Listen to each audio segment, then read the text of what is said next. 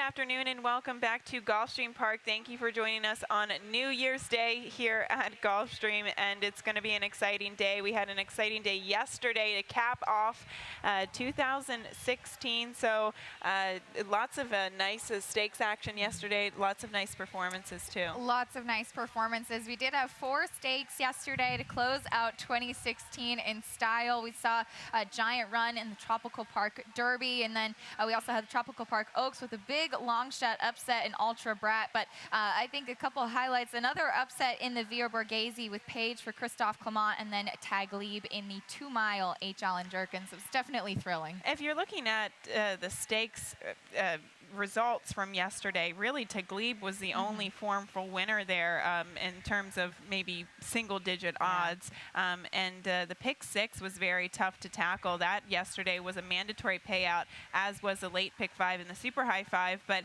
the pick 6 returning 5 out of 6. There were some crazy long shots in there, and we knew going into yesterday's card that it was going to be pretty difficult. It was a pretty tough sequence, especially the later half of the card. So hats off if you did make some money yesterday. Hopefully you did, and either way, I'm sure that everybody had a good time. I know that we certainly did to wrap it up here, but we're starting again today. We have 11 races on today's card, and to start off 2017, which is still weird to say. Yes, and they had a big party behind us last night, so hats off to everybody for getting that out of here. But Happy New Year from all of us here at Gulfstream. Let's make some money to start things off. We will get right to the wagering menu, and we started off in race 1, a 50-cent early pick 5. That is a mandatory payout each and every day, the first 5 races of the day. As we move along to race 2, that is the dollar rolling super high 5. So no super high 5 wagering in the first race. There needs to be 7 or more betting interest. In the 6th race, that Rainbow 6, we start from scratch today, but it is a good sequence. I'll have a ticket for that. And race 7 on today's 11 race New Year's Day program, the late pick 5, 50-cent base wager. Acacia, you have a ticket for that as well. And once again, very lucky with this weather that we've been getting. It's a beautiful day here in South Florida, fast and firm on the turf for 11 races, a noon post, and we've got a lot to get to. So let's start things off with your early pick 5. All right, we'll give a look at my ticket. I did go $54 to start it off today, using 2 in the first race. I do really like Summer Whites in here. Key scratch of the other Murat-San call with Capriasca. So using Summer Whites and Playa Zaragoza, 3 deep in the next couple of legs. I thought the third race is just a very tough race. There are a couple horses that figure, but I think in one of those low-level maiden claiming races, it really is anybody's game. And then 3 deep in the fourth, which is the grade 3 Mr. Prospector. Finally get to see that exciting action in there. And then 2 deep to close it out, using Ravello's Boy and Jaden's Best in there. Okay, and 5.5 furlongs for this non-winners of 3 lifetime condition. And we'll go back and watch a replay of 2 horses that come out of the same race, both Playa Zaragoza and Summer Whites, but I really wanted to focus in on Summer Whites at the break because she didn't get off to a great start whatsoever. You can see she hopped at the gate. The rest of the field spotted her a few lengths. We did see even the number 6 horse get into some trouble there. But after that, she kind of recovered.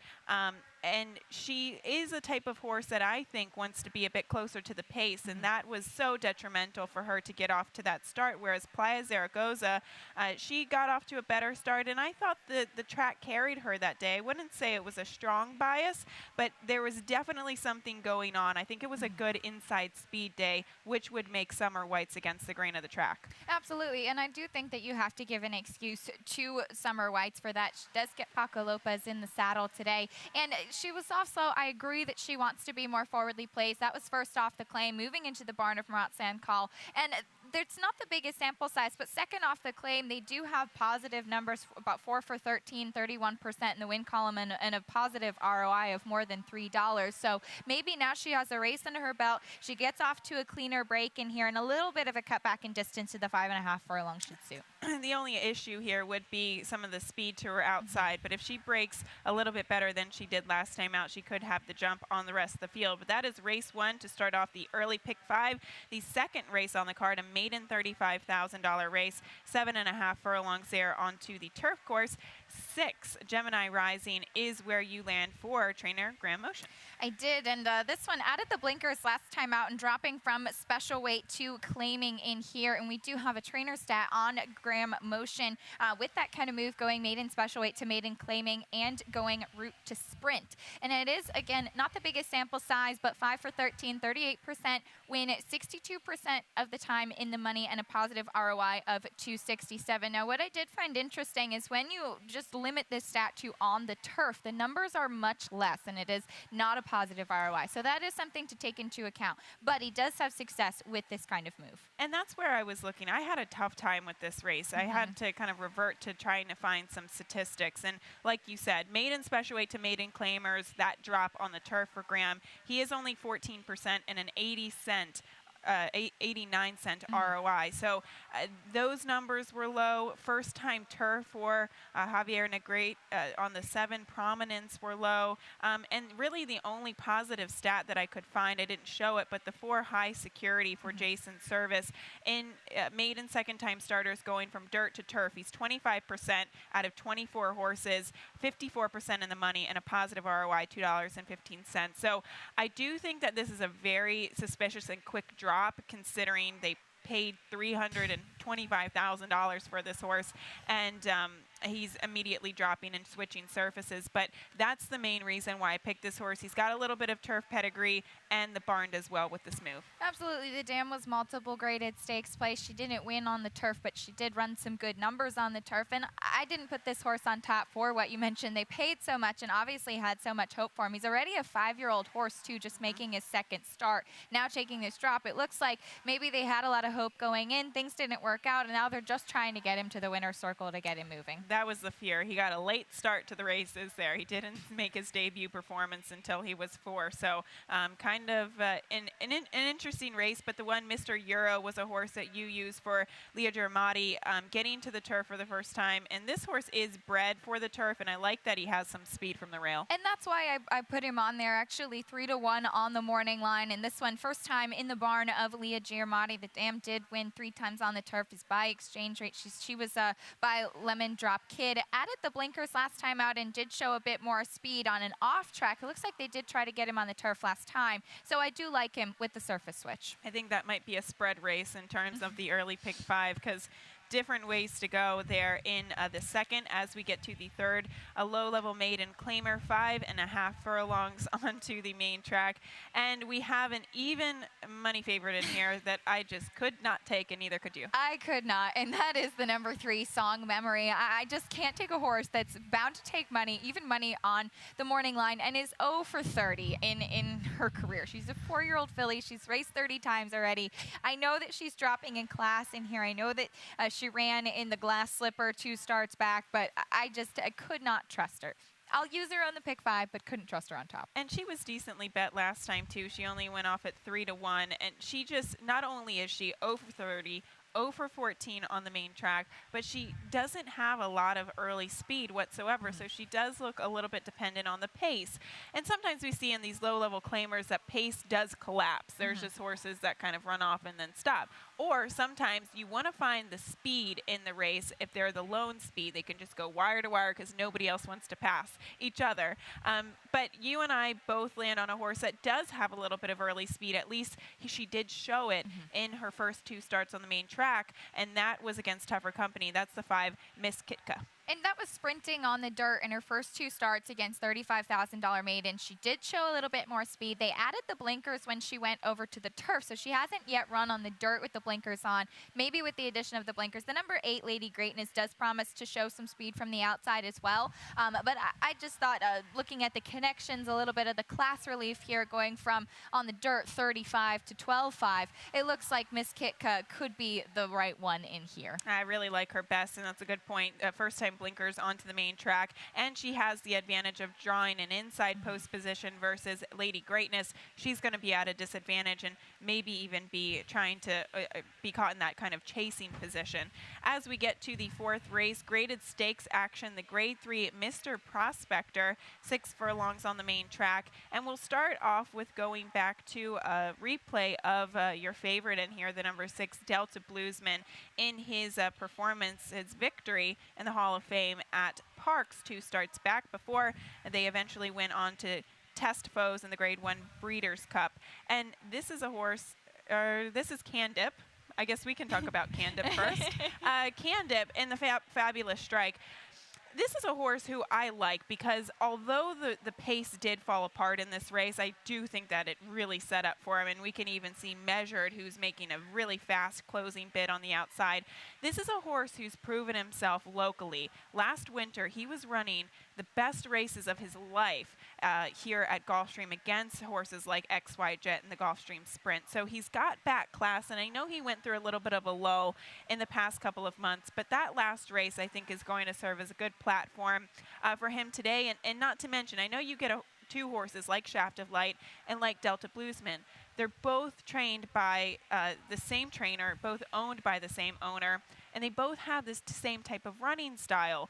What do? Do they go to the front end and kind of duke it out? Does one take back? I think it definitely has to set up for Candip as he is a closer, but he doesn't have to be too far off the pace as he showed last winter. He doesn't. And the reason that I liked Delta Bluesman, because I agree with you about their running styles and the speed, but we do have a spotlight on Delta Bluesman. This is back in the Hall of Fame. And what I liked about this performance, you'll see coming out from the gate, is that he doesn't get the lead right away. He actually sat a little bit off of the pace here, and he got stuck behind a wall of horses as the rest of the field was off of the rail. He decided, Emisale Jaramillo, to go along the rail and to close up inside. He got the right room in there, so that certainly set up for him, whereas normally he had been always on the front end. He tried the Grade 1 Breeders' Cup Sprint after that, where he was kind of over his head, but I do like that in the Hall of Fame he came from a little bit off the pace, so that showed that he wasn't just one-dimensional to need to be on the lead. But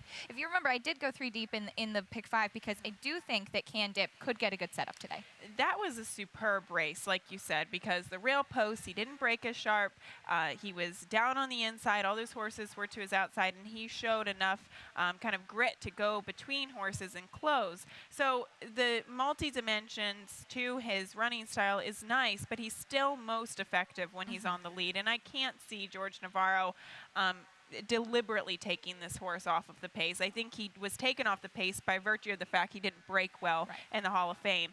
But with an outside post and given his natural speed, I would imagine he's going to go. But that's where we saw the success of Shaft of Light. He went to the lead last time out. He wired the field, whereas when he went against 3 other then company at Parks, they tried to take him back off the pace, and we see how that turned out. And he's definitely more of a one-dimensional in the fact that he does need to be on the lead. He wired the field in the Claiming Crown Rapid Transit last time out. He won by open lengths. It was a very impressive performance. When they did try to take him off, he kind of was a lackluster race there. He didn't seem to like to be out of his element. Exactly. And Candip, I'll try to take a shot because I think he could be at least tactically positioned in that race. We get to the 5th on the card, an open 6250 claiming event, 1 mile and a 16th there onto the main track. And you land on the number 9, Ravello's Boy, but we did have some key scratches in here. We did, and I'll admit I tried to pick against Ravello's Boy to start it out. I did really have a lot of interest in a couple other horses in here. We do have a scratch of the number 4, Fenerbahce, who did look to show some speed. Ravello's Boy came from off of the pace last time when he was in the barn of George Navarro. He's now been claimed and in the barn of Safi Joseph Jr. He won by more than 13 lengths last time. It was just as easy as it can be. So trying to beat him, but if you go back to that last race, he's definitely the horse to beat. He is, and he actually has back numbers that would kind of make that race more credible than what it looks. I mean, you look at a horse who was being beaten against same company recently and then just absolutely blows the field away by 13 lengths. And for George Navarro, you're always a bit skeptical. But I do think that this horse is classy, and he has every right to run back to that last race or even regress a little bit and still win. And for what it's worth, I was really interested in trying to find out, first off the claim, Navarro, first claimed off of Navarro on the dirt with low-level claimers, and people are winning at 21%. So it's not like people are not winning claiming off of Navarro. So I think that Safi Joseph Jr. does a great job off the claim. This horse has a tactical running style, and I think the reason why he's had so much success lately is because they've figured out that he doesn't need to go to the lead and burn himself out. He actually has a nice rating gear, so potentially we will see that here today. But in terms of the pick 5, you did not single this horse, right? I did not single this horse, no. I did, speaking of George Navarro being claimed off of, we have a horse that he just claimed, and that is the number 3, Jaden's Best. And it looks like this one was most successful when he was actually in the barn of Marcial Navarro going out to the lead. So I do expect him to show a bit more speed today. And it's kind of a crazy type of horse to try to beat Ravello's Boar, because he was absolutely crushed by him when he faced him 2 starts back. So as much work that George Navarro does, as much positive work off the claim, it's really hard to see this horse maybe stepping that much forward to turn the table. So that's where I think you can have a little bit of confidence in the favorite. We're going to take a quick break, and when we come back, we will tackle the 20-cent Rainbow 6 and the late pick 5. There's still much to come right after this commercial break. And Gulfstream is pulling away.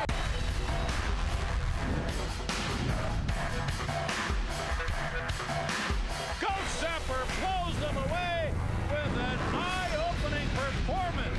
Awesome again has won. Gulfstream kicking clear.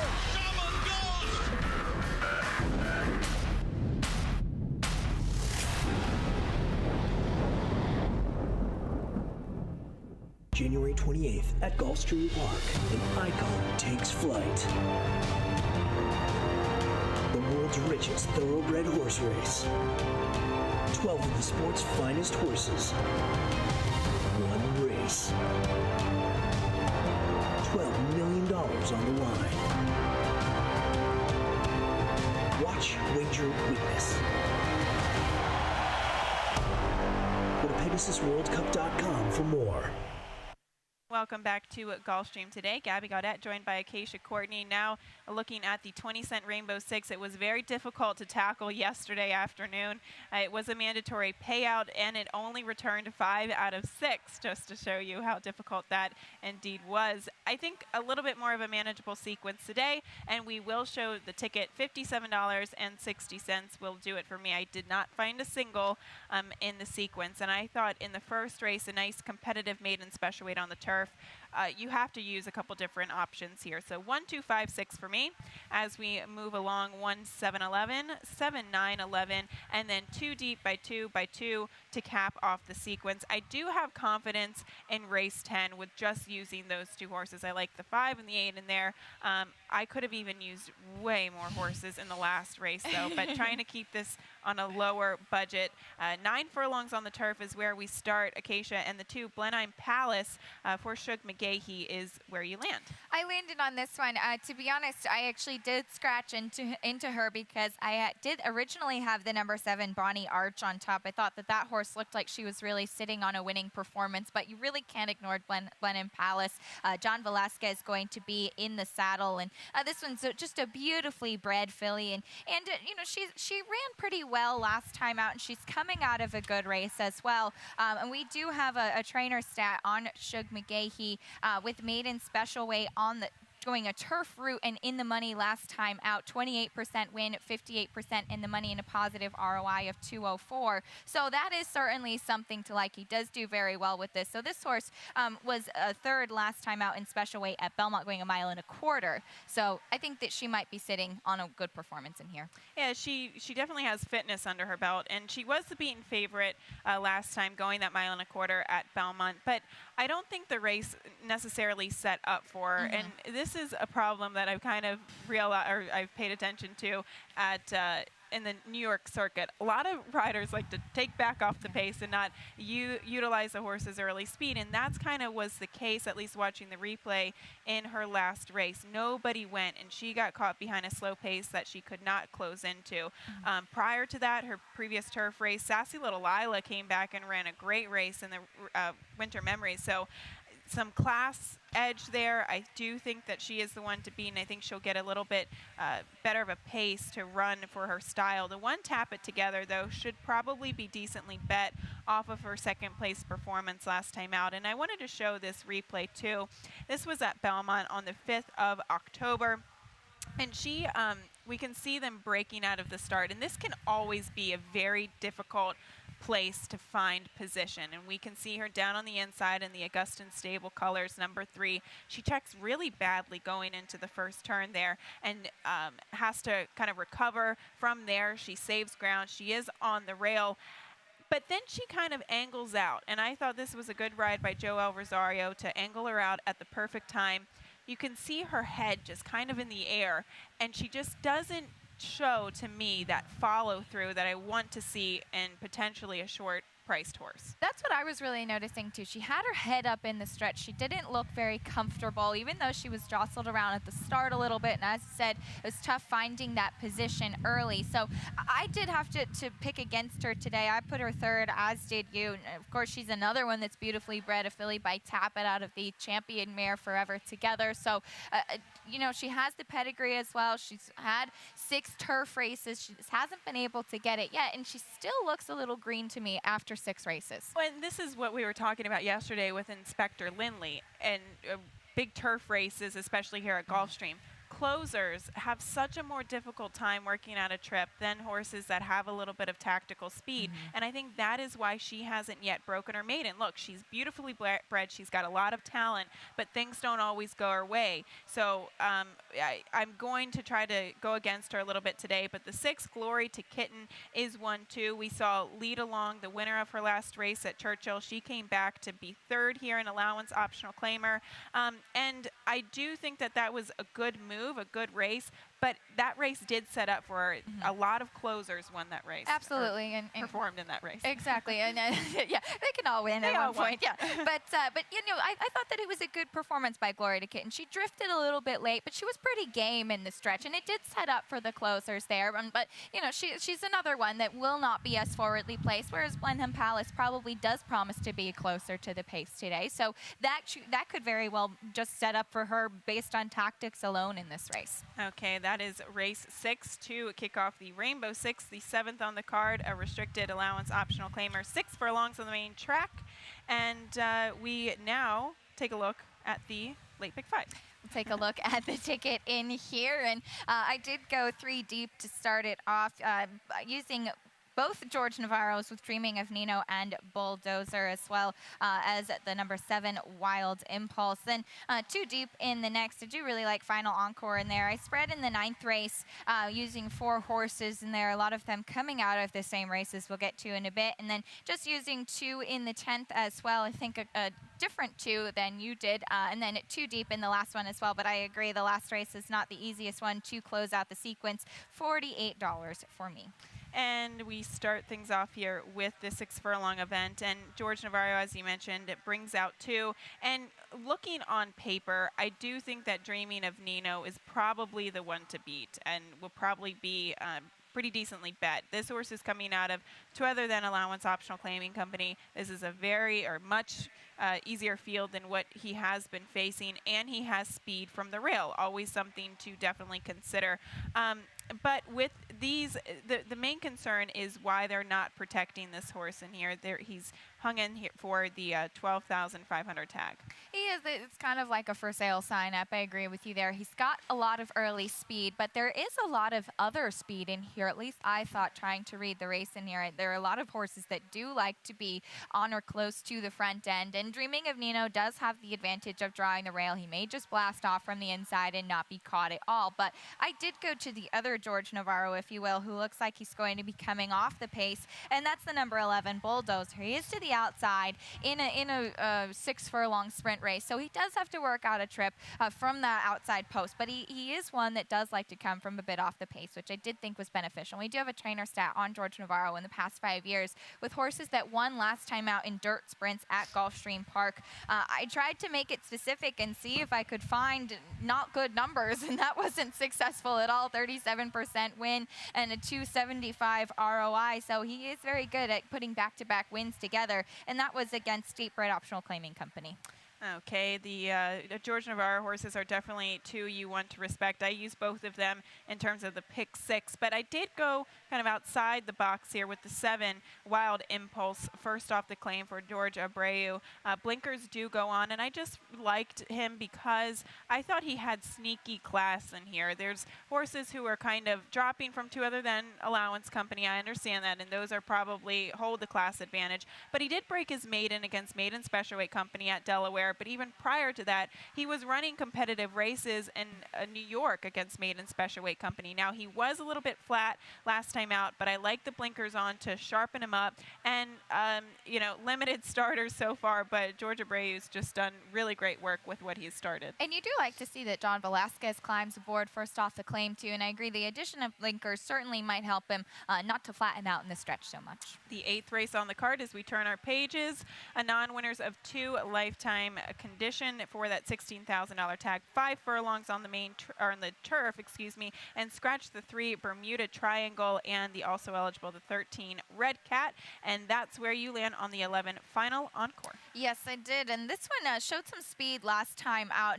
Again, it does have to work out a trip from the outside post, and that is the biggest concern for me here. But looking at the rest of the field, I liked the last couple of performances from this one. It's kind of been getting the second place or third place finishing bug there, but he does get some class relief in here for Ralph Nix, Tyler Gaffleone in the saddle, and looks like he's been working very steadily coming into this race as well. He does get a drop in class, which I think will help him, but the fact that he has been the beaten favorite in the past 3 starts, I just could not use him on top, actually using him third in here.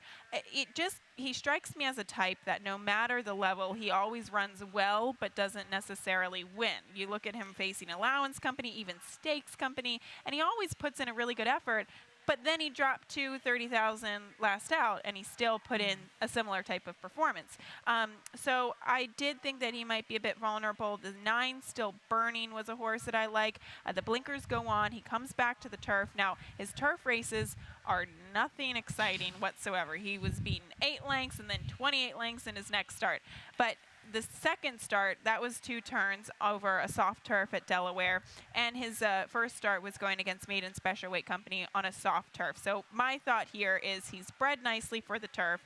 Jane Sabelli does great work with her turf sprinters. Blinkers go on to sharpen him up, and he's been in form and showing speed on the dirt. So I think that he could transition that today. He certainly could. He's coming off a layoff, so he will have to come back, but we do see horses looking fit off the layoff for Jane Sabelli, and he gets the blinkers on for his return to the racetrack. The number 2 Dubai Bob intrigued me, and this is an interesting one.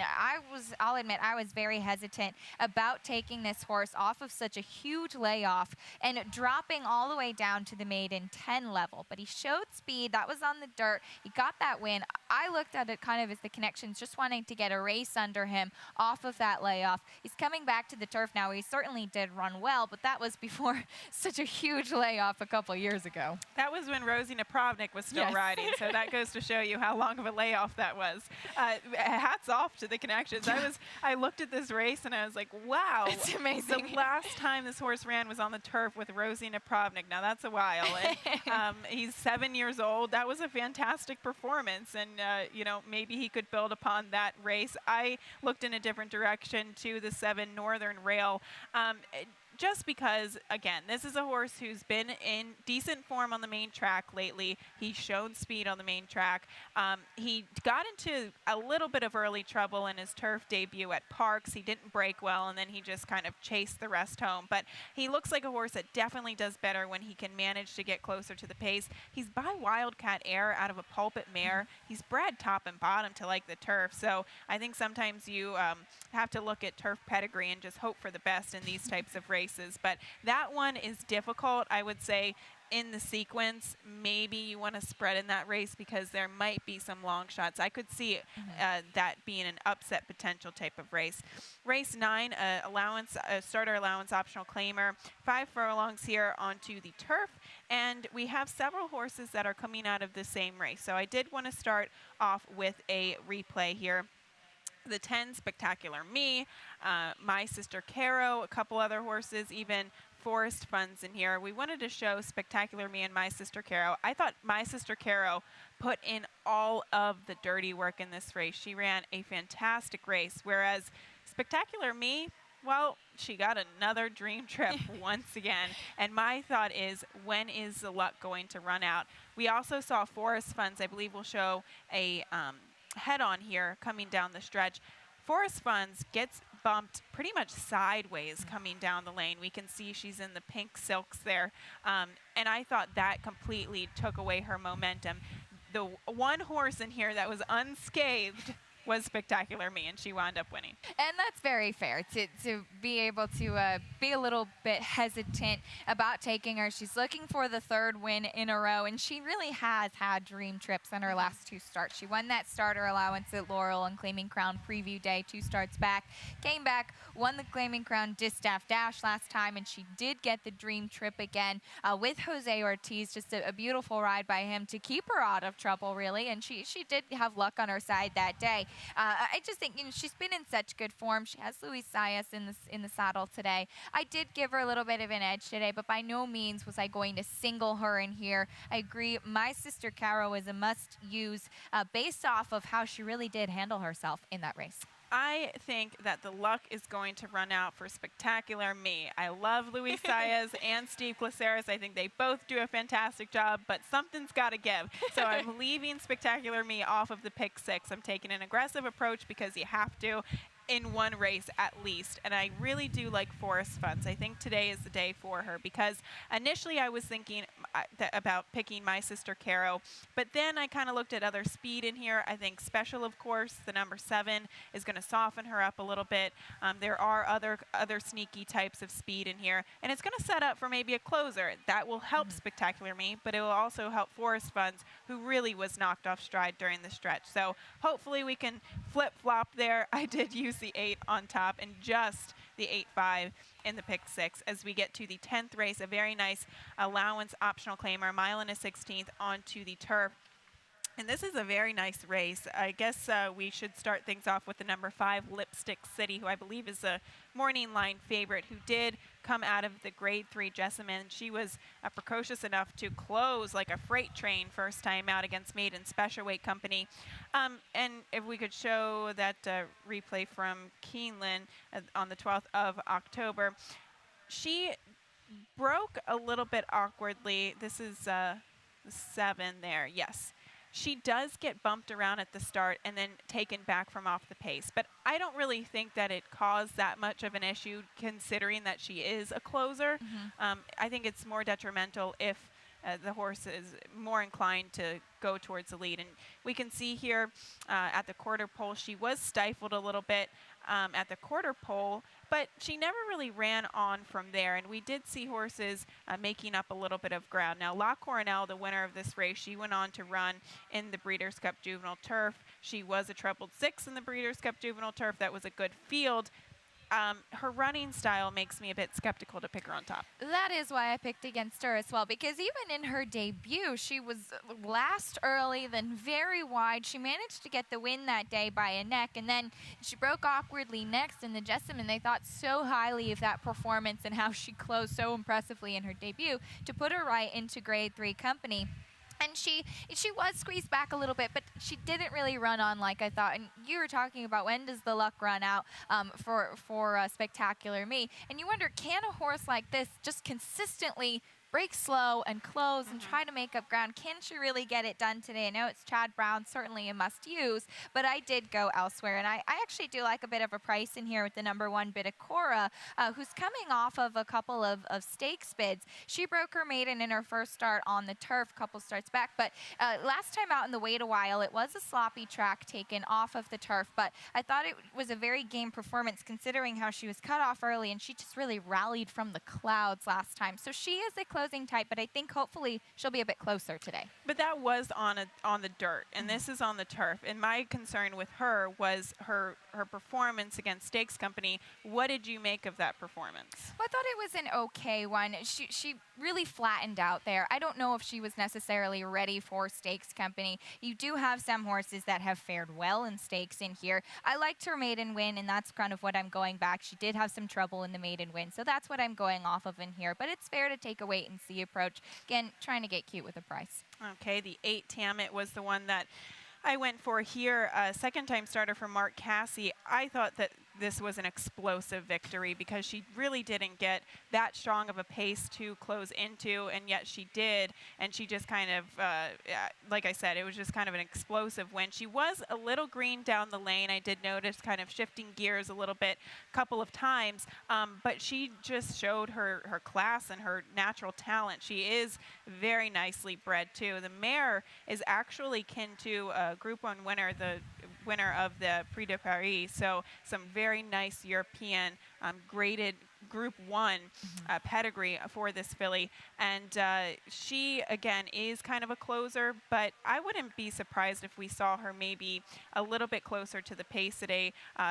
And I just think that she's got a lot of talent for a second-time starter. She certainly does, and Mark Casse has 2 in here, also has to the outside the number 9, Gale Force. And certainly if Tammet does run like she did in her debut, you do have quite a few closing types in this race, or horses that have, in their early races, have just come from so far back. So hopefully either they'll all come running in the stretch, or maybe tactically find a little bit of a closer advantage. Well, you make a good point. I know Gale Force didn't show up against Allowance Company last time out, but in her debut performance, she won Grade 3 as a first-time starter, and she showed speed that day, and it looks like she's been working well at Palmetto, so maybe she could revert back to what we saw in her first start and show some speed. So this is an interesting race. I do think the main speeds are kind of more towards the inside with the 3 Bill's Legacy and Wedding Jitters.